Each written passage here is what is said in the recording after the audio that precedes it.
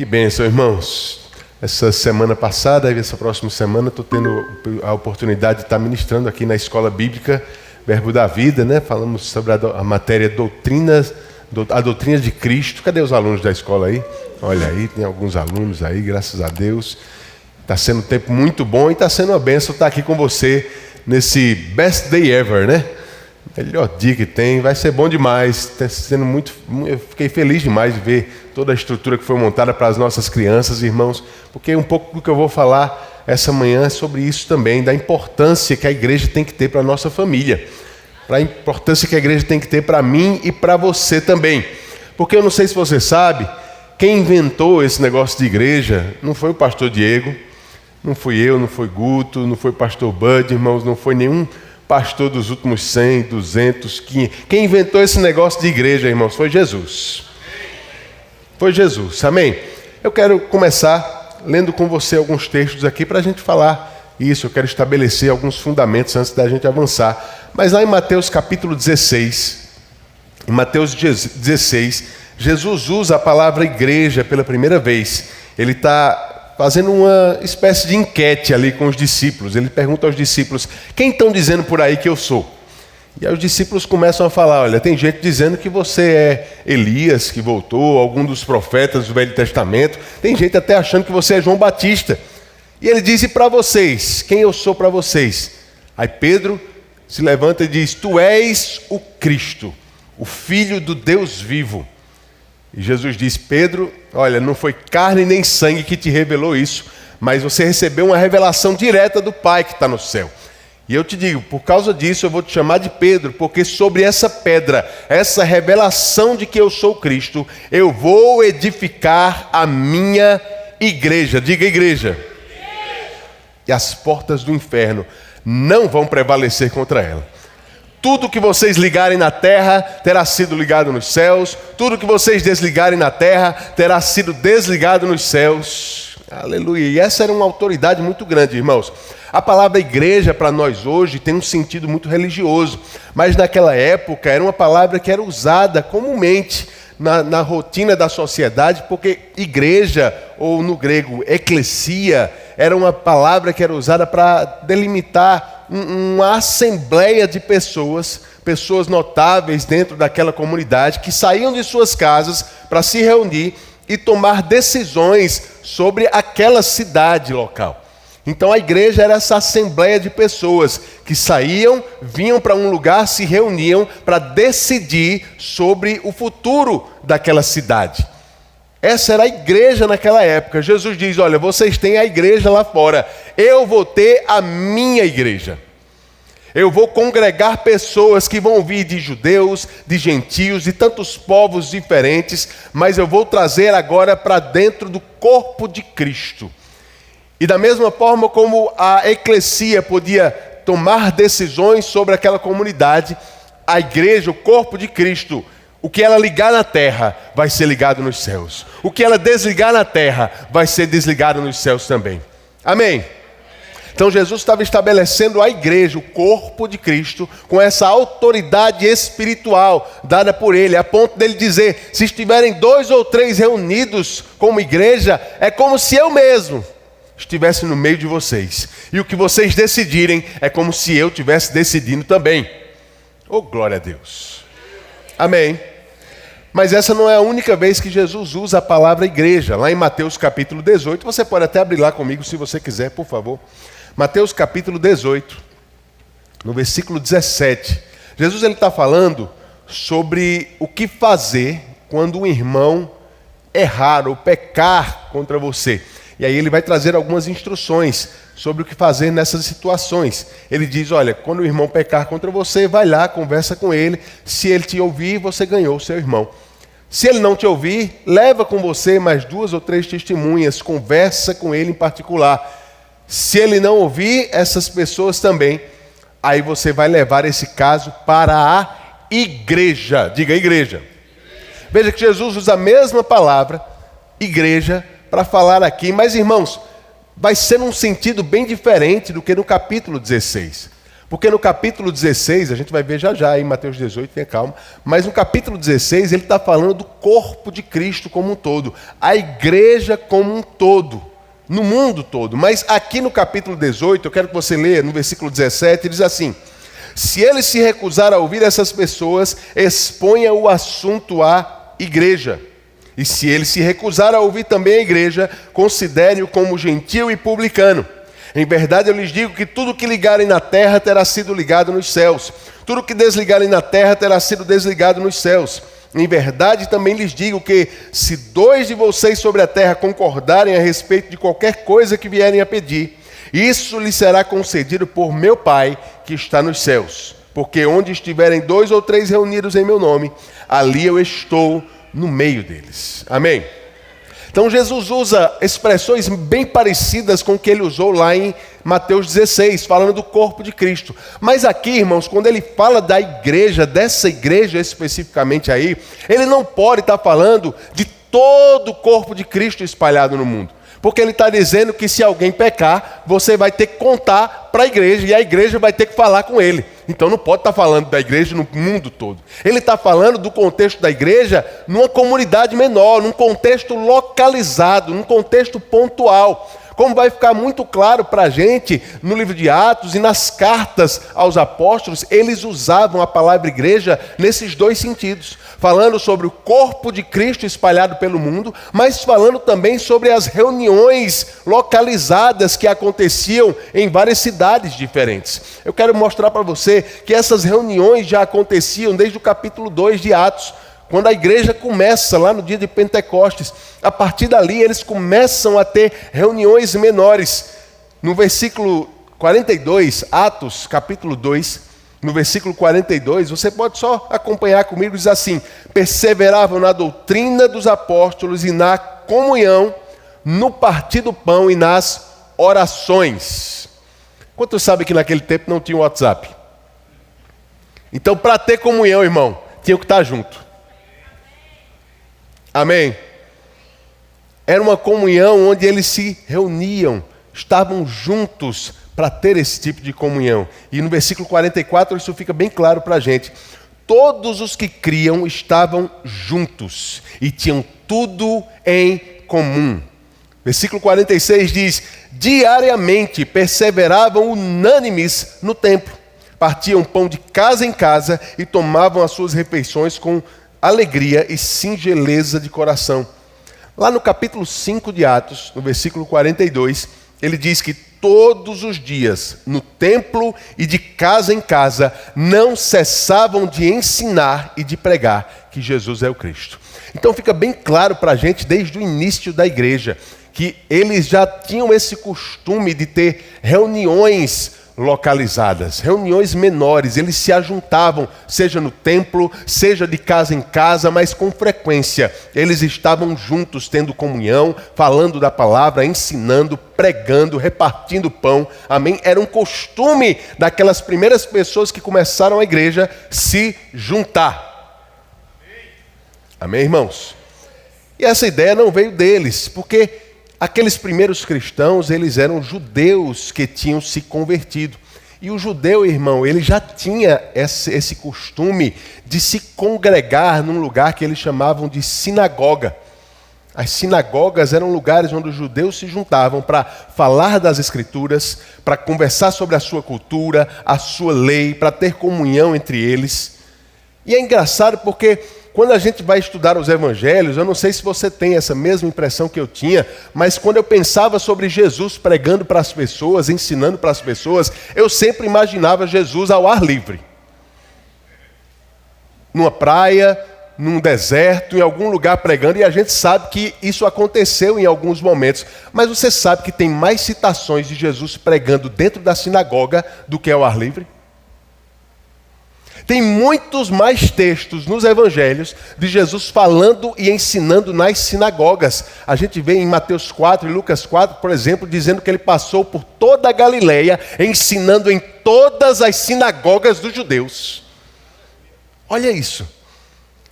Já no final do seu ministério, ele falando para o sumo sacerdote, Ele diz para ele, lá em João capítulo 18, por exemplo, no versículo 20, ele diz: eu tenho falado francamente ao mundo, sempre ensinei, tanto nas sinagogas como no templo, onde todos os judeus se reúnem, e não disse nada em segredo.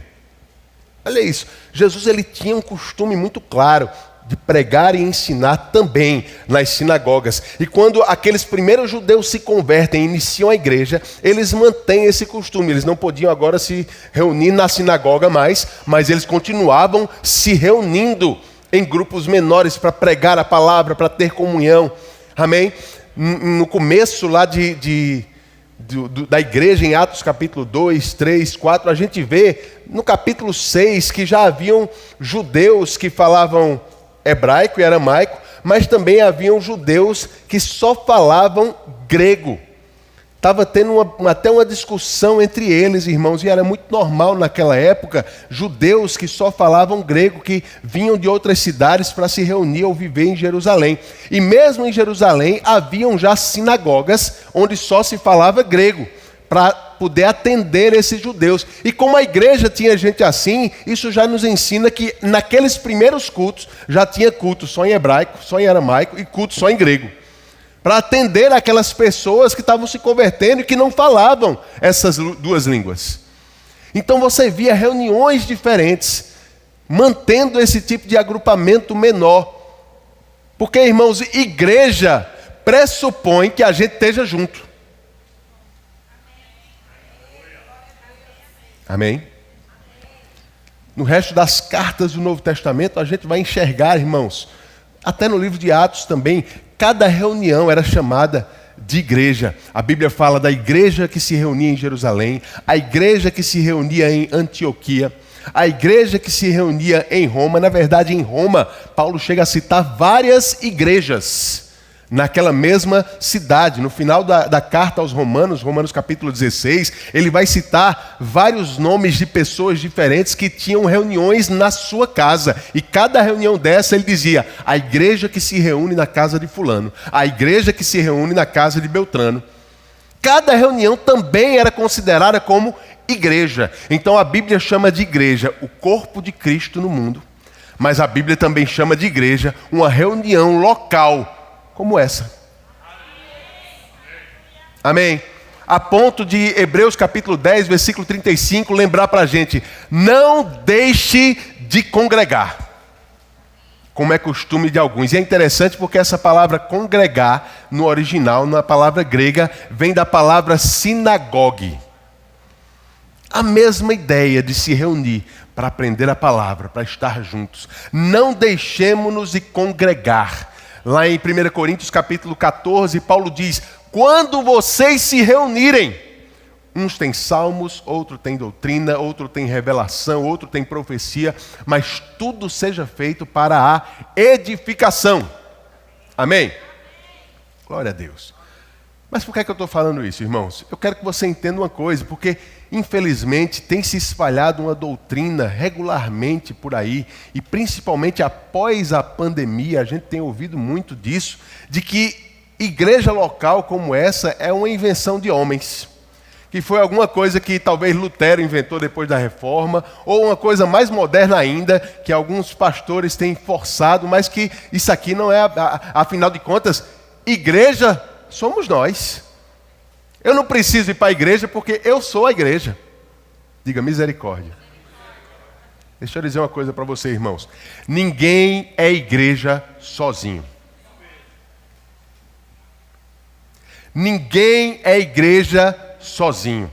Igreja pressupõe que a gente se junte. Amém? Igreja, por definição bíblica, tem que ser 2 ou 3, pelo menos, reunidos no nome dele. Aleluia. E isso não é nada moderno, não é nada novo, desde Atos 2, a gente já vê isso acontecendo. Jesus, ele já estimulava essas reuniões para pregar para essas pessoas. Amém? Então a primeira coisa que eu quero que você entenda essa manhã: quem inventou esse negócio de igreja não foi homem nenhum, não foi carne e sangue, foi o nosso Deus. É a palavra que nos instrui a congregar. Isso aqui é bíblico, é a vontade de Deus para a nossa vida. Eu não sei você, a Bíblia para mim não é um manual de sugestões. Amém? A Bíblia é o nosso manual de instruções. Se a Bíblia nos dá instruções acerca de como devemos viver em alguma área da nossa vida, isso quer dizer que nós nunca poderemos ser bem-sucedidos se a gente não praticar aquelas instruções. E a Bíblia manda, de fato, a gente congregar. Manda nós nos reunirmos para falar da palavra de Deus, para ter contato uns com os outros, para servir uns aos outros, para poder desfrutarmos do dom e da unção que está na vida uns dos outros. Porque eu vou te dizer, irmãos, a unção que Deus colocou na minha vida, ela não me abençoa. Ela foi colocada em mim para abençoar outro. A unção que Deus colocou na sua vida não é para você. É para que você seja uma bênção para alguém. É para que Deus possa usar os dons que estão na tua vida para abençoar alguém. E não dá para fazer isso sentado em casa assistindo o YouTube. Amém? Nada contra os irmãos que estão online. Eu sei que tem gente nos assistindo online, talvez por alguma impossibilidade de estar aqui com a gente, mas quando você puder, esteja aqui. O canal do YouTube da igreja, irmãos, ou de qualquer outro lugar, não substitui a necessidade de estarmos juntos. Estarmos juntos é ainda mais importante do que ouvir uma pregação aqui do púlpito. Amém. Eu quero que você entenda, porque você precisa valorizar o que está acontecendo aqui hoje. Isso aqui é uma ordem de Deus que está acontecendo, a gente se reunir, a gente congregar. Graças a Deus por cada igreja espalhada em Orlando, no mundo todo, irmãos. É bênção. São reuniões que estão acontecendo para abençoar a vida das pessoas, é a vontade de Deus. Mas cada um de nós precisa entender qual é o lugar para onde Deus está nos direcionando a frequentar, a nos congregar. Irmãos, isso aqui não é apenas uma reunião social. Isso aqui não pode ser tido apenas como um clube social, onde a gente se junta para conhecer algumas pessoas, mas se daqui a pouco eu vejo uma coisa melhor em outro lugar, eu vou lá também e fico pulando de igreja em igreja. Não foi assim que Deus criou as coisas para serem, não foi assim que Deus estabeleceu. Lá em Salmos, eu queria que você abrisse lá comigo. Salmos capítulo 92, no versículo 12. Salmos 92, 12, eu vou ler na NVT para você. Salmos 92, 12 diz: os justos, tem algum justo aqui? Diga, está falando comigo. Os justos, porém, florescerão como palmeira e crescerão como os cedros do Líbano, pois estão plantados na casa do Senhor. Florescerão nos pátios de nosso Deus. Mesmo na velhice produzirão frutos. Continuarão verdejantes e cheios de vida. Anunciarão: o Senhor é justo. Ele é a minha rocha e nele não há injustiça. Amém. Está falando dos justos. O salmista Davi, ele vem dizendo: o justo florescerá plantado na casa do Senhor. E para Davi, naquela época, a casa do Senhor era muito óbvia, irmãos. Era o lugar de reunião daqueles irmãos diante do santuário de Deus. Florescerão na casa do Senhor, plantado nos pátios do nosso Deus. Eu e você estamos sendo plantados por Deus em uma igreja local. Se você é aqui da Igreja Verbo da Vida em Orlando, irmãos, eu acredito que Deus te direcionou para cá, porque você está sendo plantado nesse lugar. Nenhuma árvore produz frutos ou cresce sem estar plantado. Amém? Você pode tirar a planta da terra, arrancar ela, levar ela para qualquer lugar e ela vai até parecer bonita por um tempo. Mas se você não plantá-la em algum lugar, mais cedo ou mais tarde, ela vai secar e morrer. Precisamos procurar um lugar onde Deus está nos plantando. E se você está aqui, eu vou pressupor que você está sendo plantado aqui pelo Senhor. Amém? Se você está nos visitando, irmãos, você precisa procurar a igreja. Você vai ser muito bem-vindo se Deus te dirigir para estar aqui conosco também. Mas não fique sem estar plantado em algum lugar. Precisamos ser plantados, precisamos ter um lugar como esse, onde vamos nos reunir para aprender da palavra. Sim, aprender da palavra é muito importante, irmãos, mas tão importante quanto isso é estarmos juntos, desfrutando da unção coletiva. Sabia que existe uma unção quando a gente se junta? Essas paredes, essa cadeira, irmãos, não tem poder nenhum nelas. Agora, quando a gente se junta, aí o negócio muda. Porque esse aqui deixa de ser um prédio ordinário, um prédio comum, se torna agora um lugar onde a própria presença de Jesus está aqui. Porque Ele foi quem disse, se estiverem 2 ou 3 reunidos, eu vou estar no meio deles. Eu sei que Ele habita dentro de nós, mas quando a gente se reúne, a presença dEle toma conta desse lugar. E agora uma unção coletiva fica disponível para nos ajudar, irmãos, para nos suprir, para nos assistir. Uma unção que sozinhos a gente não conseguiria fazer muita coisa, mas quando essa unção alcança a nossa vida, ela pode fazer coisas em segundos. Talvez demorariam anos para a gente conseguir de outra forma. Ou talvez nem conseguisse. Existem coisas que só acontecem quando a igreja se junta. Tem coisa que só vai acontecer aqui, irmãos, no lugar onde você está sendo plantado. Plantados pelo Senhor. É nesse lugar que você vai florescer, é nesse lugar que você vai frutificar, é nesse lugar que você vai crescer. Porque essa é a vontade de Deus para cada um de nós, é o nosso crescimento.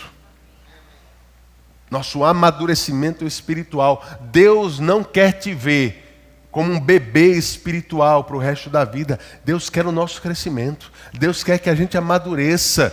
E o melhor lugar para isso se chama igreja local. É aqui que a gente vai ouvir a palavra, sim. Eu não quero, irmãos, desprezar o que acontece do púlpito. Eu sei que tem muita coisa boa que a gente aprende e cresce por causa do púlpito. Mas eu quero te mostrar que não é só isso aqui que é promovido pela igreja para a sua vida. Você quer ver um milagre de Deus grande em operação? Quer ver? Olha para quem está do seu lado. Esse é o maior exemplo de que Deus ainda faz milagre hoje. Oh, glória a Deus. Deus alcançou a minha vida, alcançou a sua vida. Se Deus deu jeito na gente, irmãos, Ele faz muito milagre ainda, viu? Amém. E é tão bom a gente se reunir, a gente ouvir das histórias uns dos outros, dos testemunhos uns dos outros, do que Deus tem feito na vida, da minha vida, na sua vida. Isso vai estimular a nossa fé, vai nos animar em fé. Amém. É tão bom, irmãos, eu saber do dom que está na minha vida, do dom que está na sua vida, e a gente, a partir dessas coisas, a gente trocar esse tipo de dom, de ajudar um ao outro, servir um ao outro, ser uma bênção um ao outro. Aqui em Orlando, ainda mais que nós, como brasileiros, às vezes chegamos aqui sem muita família, sem muitos amigos, sem muitos parentes. Precisamos de ter gente que se importa com a gente. Gente com quem a gente possa fazer amizade, com quem a gente possa estreitar laços. E a melhor coisa, irmãos, é fazer isso com pessoas que têm os mesmos propósitos e valores que você tem. Aqui a gente tem uma mistura, pessoas diferentes. Eu tenho certeza aqui, se você perguntar o estado de onde veio do cada um no Brasil, a gente vai ter uma diversidade grande aqui. Pessoas de estados diferentes, cidades diferentes, culturas muitas vezes diferentes. Eu falo isso porque eu sou paraibano, mas casei com uma mulher do interior de São Paulo. Mesmo país, irmãos, regiões diferentes, culturas completamente diferentes. E é tão bom essa diversidade, essa mistura que a gente encontra dentro da igreja, pessoas de níveis sociais diferentes, de educação diferente, mas que aqui dentro tem uma coisa em comum, os mesmos valores: agradar a Deus, fazer a vontade de Deus, conhecer a palavra, servir e amar uns aos outros. Esse é um lugar extraordinário, irmãos. Extraordinário. As pessoas, quando entrarem por aquela porta, elas precisam entender uma coisa: eu saí do mundo. Eu estou num lugar diferente. Aqui as pessoas amam de verdade. Aqui as pessoas se importam de verdade. plantados na casa do Senhor. Esse é o lugar do nosso crescimento. Agora, eu estou falando para adultos aqui, amém? Como adulto, você é responsável pela sua vida, você é responsável de ser guiado pelo Espírito para estar no lugar que Deus te guiar, ser plantado no lugar que Deus te plantar. Mas a gente está com um monte de criança lá fora, irmãos, que elas não sabem ainda ser guiadas por Deus. Na verdade, elas não têm essa independência para isso. Sabe quem vai plantar elas na casa do Senhor? Diga, sou eu. É papai e mamãe. Quem vai plantar os seus filhos nesse lugar aqui, não é Deus, é você. É você que vai mostrar a real importância que a igreja deve ter para a vida deles. E aí o texto diz que mesmo na velhice, eles ainda produzirão frutos, se eles estiverem plantados na casa do Senhor. Amém. A palavra diz que se a gente ensinar a criança no caminho que deve andar, mesmo quando estiver velha, ela jamais vai se desviar desse caminho. Irmãos, está na hora da gente entender a importância que a igreja local tem e transmitir essa importância para os nossos filhos. Porque infelizmente tem uma geração lá fora padecendo da palavra, porque os seus pais não transmitiram para eles a importância que a igreja tem. E agora eles não dão importância nenhuma para a igreja. O mundo tem mais influência sobre eles do que a igreja. Vai comigo, lá no Velho Testamento, no livro de Juízes. Juízes, capítulo 2, versículo 7. Diz assim, Juízes 2:7, o povo serviu o Senhor todos os dias de Josué e todos os dias dos anciãos que ainda sobreviveram por muito tempo depois de Josué e que viram todas as grandes obras que o Senhor tinha feito por Israel.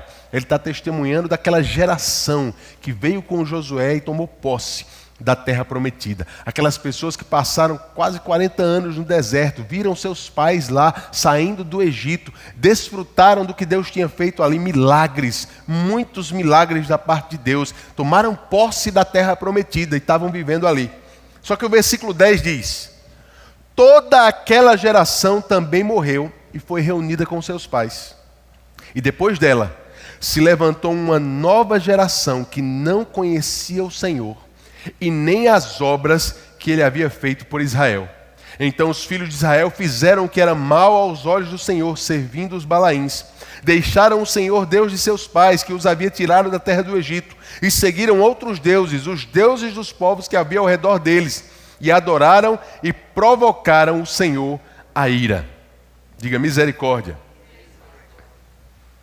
Você entende o que estava acontecendo aqui? Aquela geração que tinha tido experiências com Deus, entrou na terra prometida, começou a desfrutar daquela estação nova, mas ela não foi cuidadosa para transmitir o que tinha aprendido para a sua descendência.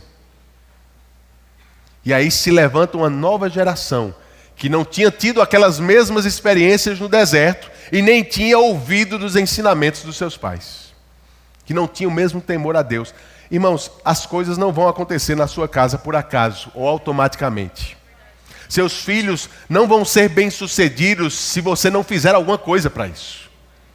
Porque a influência do mundo é muito forte sobre eles. Nós precisamos criar neles uma proteção de uma influência divina da palavra através do que a gente faz sobre a vida deles. E graças a Deus, pode até às vezes parecer um desafio muito grande, mas a gente tem o Espírito Santo dentro de nós.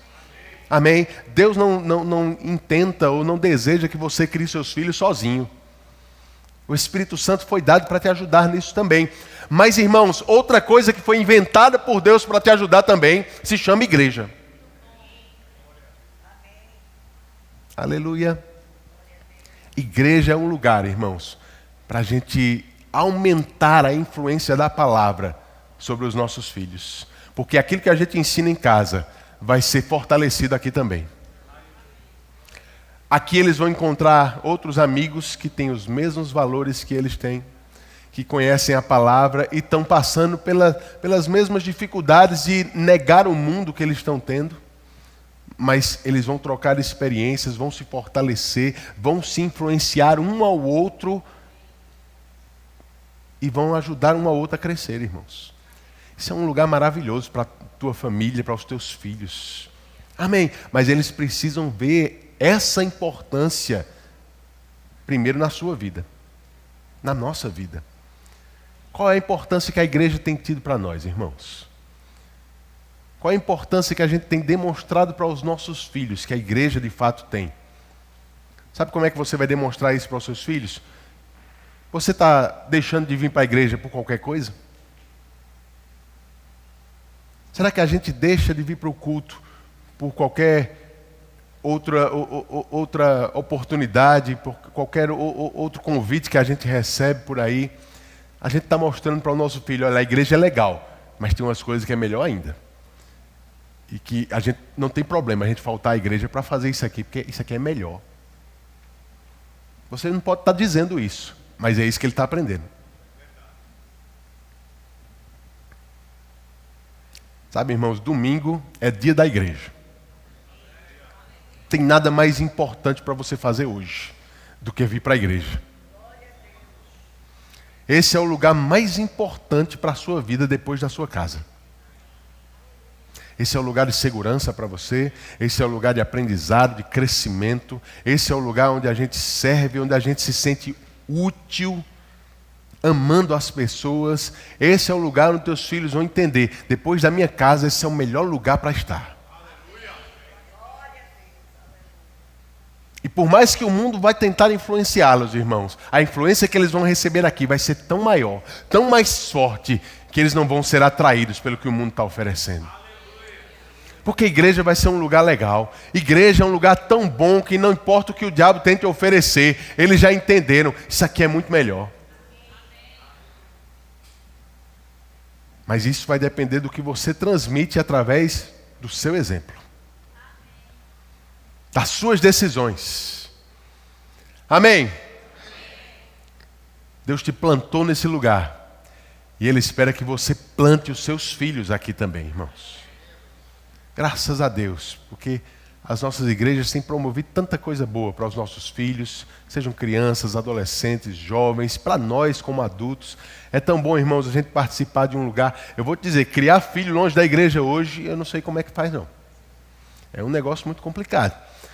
A gente aconselha muita gente, irmãos, que se arrependem de ter tido um mau exemplo para os seus filhos na sua casa, de terem instruído eles de forma errada, ou de muitas vezes não terem trazido eles para a igreja à força. Ei, irmão, tua criança não tem idade para decidir se vai ou não para a igreja. Quem planta ela aqui é você.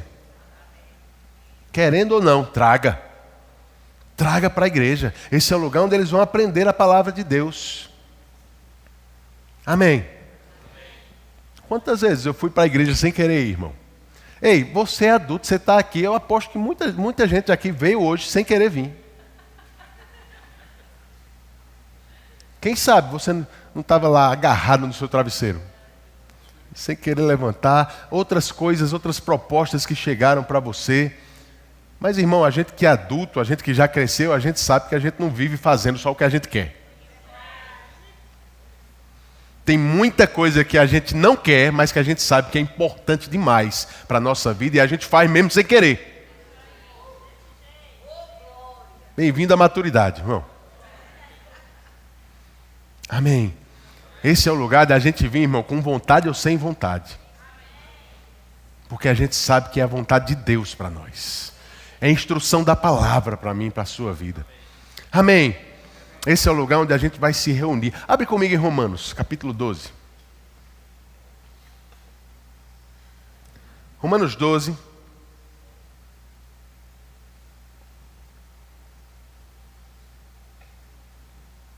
Versículo 3.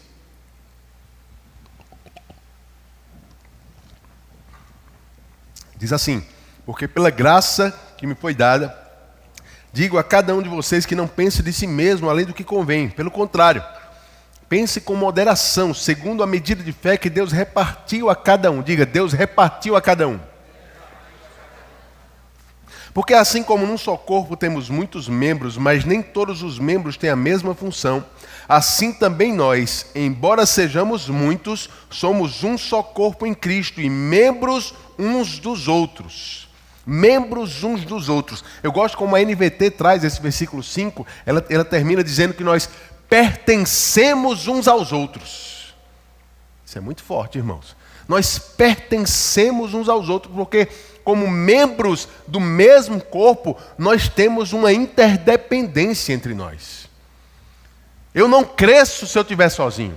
Eu preciso de você para crescer. Você precisa de mim para crescer. Ninguém cresce sozinho no corpo de Cristo.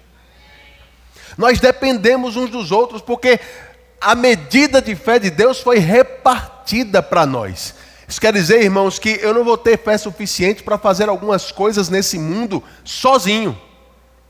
Mas quando eu me junto com você, a minha fé, junto com a sua fé, junto com a sua fé, a medida dele, com a medida dela, com a medida dele, irmãos, a gente vai produzir grandes resultados para o Senhor nessa terra. Amém. Alguém já disse, se você acha que está fazendo a vontade de Deus sozinho, com certeza não é a vontade de Deus que você está fazendo. Ninguém faz a vontade de Deus sozinho, nós precisamos uns dos outros, nós dependemos uns dos outros, nós pertencemos uns aos outros. Versículo 6 diz: temos, porém, diferentes dons, segundo a graça que nos foi dada. Se é profecia, seja segundo a proporção da fé. Se é ministério, dediquemo-nos ao ministério. O que ensina, dedique-se ao ensino. O que exorta, faça-o com dedicação. O que contribui, com generosidade. O que preside, com zelo. Quem exerce misericórdia, com alegria. O amor seja sem hipocrisia. Odeiem o mal e apeguem-se ao bem. Amem-se uns aos outros com amor fraternal. Quanto à honra, deem sempre preferência aos outros. Quanto ao zelo, não sejam preguiçosos, sejam fervorosos de espírito, servindo ao Senhor. Amém? Eu aconselho depois você a ler todo esse capítulo em casa, para você ver essa exortação, esse ensino que Paulo traz para a gente sobre a importância de sermos corpo, de termos dons diferentes uns dos outros e servirmos uns aos outros com esses dons. Porque, como eu te disse, o que está na minha vida não é para mim, é para você. O que está na sua vida não é para você, é para quem está do seu lado. Precisamos uns dos outros. Em Efésios 4, Paulo diz que o corpo efetua o seu próprio crescimento através da justa cooperação de cada parte. Cada um fazendo aquilo que foi chamado por Deus para fazer, vai efetuar e proporcionar o aumento, o crescimento do corpo. E ele diz, através das suas articulações, das suas juntas. Nós não somos articulação, irmãos. Nós somos membros. Mas uma articulação só existe quando pelo menos 2 membros se juntam. É esse ajuntamento que promove o movimento do corpo de Cristo. É esse ajuntamento que produz o nosso movimento, a nosso exercício, o nosso crescimento. Precisamos estar juntos, irmão. Crente foi chamado para estar junto um do outro, para gostar de se reunir. E eu sei que por causa desses últimos dias, uma das coisas que o diabo tem investido muito é fazer com que a gente se isole. Isso não é exclusivo da pandemia, não. Mas as nossas mídias sociais, a forma como a tecnologia mesmo tem se desenvolvido, tem nos estimulado, irmãos. E eu não estou falando que celular, mídia social é do diabo, não. Mas tudo pode ser usado para coisa boa ou para coisa ruim. E a gente tem que ter muito cuidado para o diabo não estar usando essas ferramentas para nos isolar. Para deixar a gente sozinho em casa. Sem vir para a igreja, sem se reunir, porque a Bíblia diz que aquele que se isola está procurando apenas os seus próprios interesses. Ele está negligenciando o bom senso. Provérbios fala.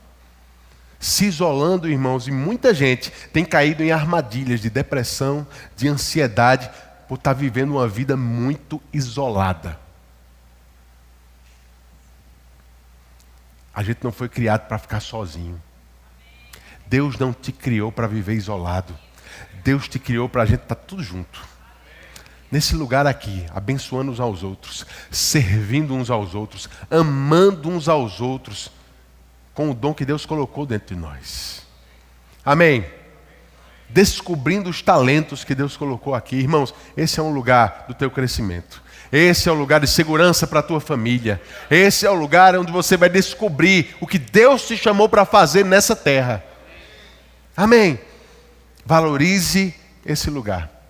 Valorize a tua igreja. Valorize essas reuniões. Valorize essas pessoas que estão perto de você. Isso aqui crescendo e aumentando. Esse amor, irmãos, sendo multiplicado no nosso meio. Eu vou te dizer, esse lugar vai se tornar irresistível. As pessoas vão ouvir falar o que está acontecendo no Verbo da Vida em Orlando. De como as pessoas se amam, como elas têm prazer em estar juntas. E já já essas igrejas vão estar, essas cadeiras vão estar tão cheias que a gente vai ter que fazer 2, 3, 4, 5 cultos. E o problema que o pastor vai ter é convencer você a não vir todos. Amém? Esse é um lugar maravilhoso, irmãos. Você tem aprendido alguma coisa nesse lugar, nessa igreja? Que coisa maravilhosa, irmãos. Eu cresci dentro da igreja, desde os 8, 9 anos de idade. Chegou uma época na minha adolescência que eu estava indo para a igreja literalmente todo dia. Todo dia. Eu fazia escola bíblica, segunda, quarta e sexta, tocava no louvor, terça, quinta e domingo e ensaiava no sábado. Então todo dia eu estava na igreja. Meu pai chegava uma hora que ele ficava meio chateado de ter que estar me levando para a igreja. Mas ele já entendeu que é melhor ele estar me levando para a igreja do que me levando para coisas no mundo. Ou pior ainda, tendo que ir me buscar depois de madrugada, talvez drogado, bêbado, ou pior ainda, numa delegacia. Você escolhe o lugar onde você vai plantar os seus filhos. Se você não plantar eles em algum lugar, o mundo vai se ocupar com isso. Esse é o lugar certo, irmãos. Esse é o lugar certo. Tenha essa prioridade, coloque essa prioridade que a igreja deve ter na sua vida. E os seus filhos vão aprender com o seu exemplo. Vão aprender com o seu modelo, com o seu referencial. E eles vão crescer entendendo que esse é o melhor lugar do mundo para se estar. Amém?